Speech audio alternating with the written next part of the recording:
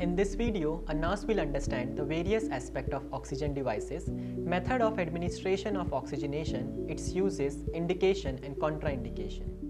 So first, we'll discuss about the low flow oxygen devices.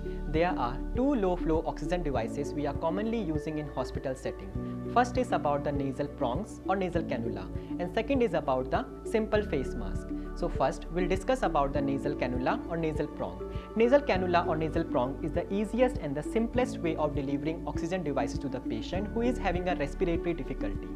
So in this mask, you will see there is a long tube and a plastic tube, and the end of the tube is diverted into the two prongs, and these two prongs we are going to introduce into the patient nostril. So like this, you can introduce these two prongs into the patient nostrils. So this is a simple face mask, and this simple face mask is basically a disposable plastic mask. This mask we are going to attach in the patient nostril as well as in the patient mouth area.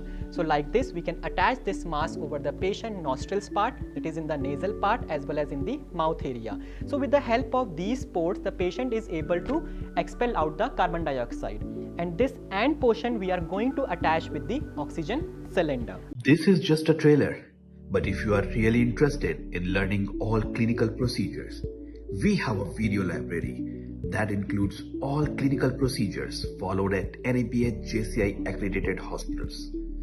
You know, all the videos are demonstrated by the clinical experts working at NABH JCI accredited multi-specialty hospitals. And the most important features of this video is that they include common clinical errors. Hey, so what are you waiting for? Contact us here and improve your clinical skills. Thank you.